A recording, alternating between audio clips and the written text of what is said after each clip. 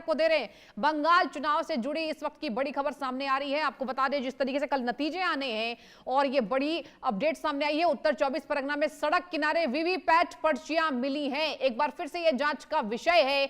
Noapara seat के booth number 29 की कथित वीवीपैट पर्चियां मिली है। ये बड़ी जानकारी सामने आ रही है, आपको बता रहे हैं। मतों की गिनती से पहले पश्चिम बंगाल में सड़क किनारे मिली कथित पर्चियां। देखने वाली बातों की इस बाबत अब क्या जानकारी निकलकर सामने आती है। मेरे दो खास मेहमान लगातार जुड़े हुए हैं, संजय कुमार राजनीतिक विश्लेषक और राहुल लाल जी। राहुल लाल जी, देखिए बड़ी खबर आप सुन रहे थे जो मैंने अभी दर्शकों को बताया, प्लीज कंटिन्यू कीजिए। अगर क्या सोचा जाए, पश्चिम बंगाल की देखिए स्थितियां जो है वो भयावह नजर आ रही है। हर राज्य में ऐसा नहीं होता। राहुल जी बताइए। हाँ, मैं सृष्टि जी उसी बात को मैं आगे बढ़ा रहा था कि देखिए, इलेक्शन कमीशन ऑफ इंडिया कुछ बातों के लिए बिल्कुल धन्यवाद की पात्र है कि जो रक्त रंजित चुनाव हुआ करता था वहां पे वो चुनाव उस तरह से रक्त रंजित नहीं हुआ, इसके लिए तो वो धन्यवाद के पात्र हैं। लेकिन देखिए, जो रैनिक दत्ता जो रिपोर्ट ग्राउंड से लेके आ रहे हैं उनको भी मैं धन्यवाद दूंगा कि एक तरह से ग्राउंड की चीज के ऊपर हम लोग डिबेट कर रहे हैं। वहां पे किसी को अगर इस प्रकार की स्थिति बन रही है कि इस तरह से खुलेआम धमकियां मिल रही हैं, और अभी संजय जी ने बिल्कुल सही कहा, हम लोगों ने मालदा के वो कहानी भी देखे थे जहां जुडिशियल ऑफिसर्स को भीड़ ने जो है कि वहां पे उन्हें जो है कि बंधक बना लिया था, सुप्रीम कोर्ट को हस्तक्षेप करना पड़ा।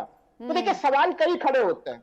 15 मार्च 2026 से चुनाव आचार संहिता वहां पे लागू है और चुनाव आचार संहिता लागू होने के बाद वहां का पूरा प्रशासन पूरी जिम्मेवारी जो है वो इलेक्शन कमीशन ऑफ इंडिया ले रहा है। उन्होंने वहां के गृह सचिव को बदला, उन्होंने वहां के डीजीपी को बदला। आपको याद होगा सृष्टि जी कि जिस समय मालदा में न्यायिक अधिकारियों को बंधक बना लिया गया था तब काफी कठोर टिप्पणियां मुख्य सचिव और जो है कि डीजीपी के संदर्भ में सुप्रीम कोर्ट ने भी किया था। तो मुझे समझ में नहीं आ रहा है कि जिस डीजीपी का चयन इन्होंने किया, चूंकि देखिए पूरा आईएएस का वहां पे ट्रांसफर हो चुका है, पूरा आईपीएस का ट्रांसफर हो चुका है, निचले स्तर पे जो लोग हैं उनका ट्रांसफर हो चुका है, बाहर से ऑब्जर्वर जो है कि दूसरे जगहों से वो बुला के लाए गए हैं, इतने सारे अर्धसैनिक बल हैं, फिर भी मुझे नहीं समझ में आ रहा है कि इस प्रकार से कौन जो है वो बाइक पे जा रहा है, धमकी दे जा रहा है। उस पूरे क्षेत्र में अब तक पुलिस प्रशासन की पकड़ इतनी ढीली क्यों है?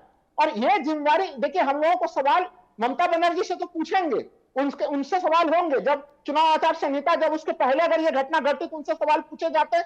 अभी भी चुनाव आचार संहिता के बाद जो भी पार्टी सरकार में आएगी उनसे सवाल पूछे जाएंगे। तो यह इलेक्शन कमीशन ऑफ इंडिया को सोचना पड़ेगा कि उनके तरफ से क्या कमियां रह जा रही हैं। नंबर एक। नंबर दो, देखिए अभी एक सवाल और भी उठाया गया यहाँ पे कि एसआईआर को लेकर शुरुआत से अलग अलग तरीके से विरोध क्यों हो रहा था। देखिए एसआईआर को लेकर जो पूरे एक बड़ी सी रस्साकसी की स्थिति रही वहां पे, हम लोगों ने देखा वहां पे कि लॉजिकल डिस्क्रिपेंसी को लेके, देखिए 1,36,00,000 लोगों के नामों को सृष्टि जी फ्लैग आउट किया गया था, उसमें से लास्ट में 27 लाख नाम जो है वो कटे उसमें, बिल्कुल सही बात है। सुप्रीम कोर्ट ने जो है कि ट्रिब्यूनल्स का भी निर्माण किया वहां पे, लेकिन जो प्रथम चरण के चुनाव से पहले हम लोगों ने देखा कि ट्रिब्यूनल्स के फैसले के आधार पे बहुत कम लोगों की सुनवाई हो पाई और 139 लोगों के नाम मतदाता सूची में जुड़े। सेकंड चरण में 1400 समथिंग लोग, 1450 के आसपास मतदाता सूची में सेकंड चरण से जस्ट पहले जुड़े, तो अधिकांश मामलों पे ट्रिब्यूनल्स में सुनवाई नहीं हो पाई। तो ये जो एक लॉजिकल डिस्क्रिपेंसी का जो बड़ा मामला हम लोगों को दिखा, देखिए लॉजिकल डिस्क्रिपेंसी के मामले जो है 3 करोड़ के आसपास के मामले सृष्टि जी वो मध्य प्रदेश में भी दिखाई दिए, 1.25 करोड़ के आसपास वो मामले जो है वो गुजरात में भी दिखाई दिए, लेकिन उन जगहों पे इलेक्शन कमीशन ने उस मामले को गंभीरता से नहीं लिया, यहाँ बहुत गंभीरता से लिया। अच्छा, मतलब राहुल लाल जी, आप चुनाव आयोग की कौन कौन सी वो गलती मानते हैं इस पूरे विधानसभा चुनाव के जब मतगणना हम देख रहे हैं, जो गड़बड़ियां आई सामने, कौन कौन सी वो गलती आप रखना चाहेंगे पटल पर, बताइए। नहीं देखिए मैं ये मानता हूँ, हाँ। जैसे देखिए चुनाव आयोग का जो बहुत अच्छा पक्ष था, मैंने कहा ना कि हिंसा जो है कि कोई स्तर पे नहीं हुई, अच्छा। उसके लिए तो बधाई की पात्र है, लेकिन हाँ। जिस प्रकार से फाल्टा को लेकर देखिए हम लोगों को अभी भी ध्यान में है कि वहां पे उत्तर प्रदेश से एक जो है कि आईपीएस अधिकारी वो जाते हैं, वो टिप्पणी जिस तरह से करते हैं, तो हमें लग रहा है कि एक खुलेआम किसी एक कैंडिडेट को आप उसके ऊपर आप धमकी देने का काम कर रहे हैं फिल्मी स्टाइल में, वो तो देखिए उनके पास पूरा एक्शन लेने का अधिकार था, उनको एक्शन लेना चाहिए था, वो पूरा सुझाव देते वहां पे, इलेक्शन कमीशन को रिपोर्ट भेजते वो, लेकिन फिल्मी स्टाइल में 4 लोगों से आप वीडियो बनवाने का काम कर रहे हैं। अगर देखिए वो पूरा क्षेत्र सृष्टि जी उसी समय से फाल्टा का क्षेत्र पूरे राष्ट्रीय स्तर पर चर्चा में आ गया था, उसके बावजूद भी इलेक्शन कमीशन ऑफ इंडिया से उस जगह को लेकर जो सुरक्षा में सावधानी बरतनी थी वो सावधानी नहीं दिखी।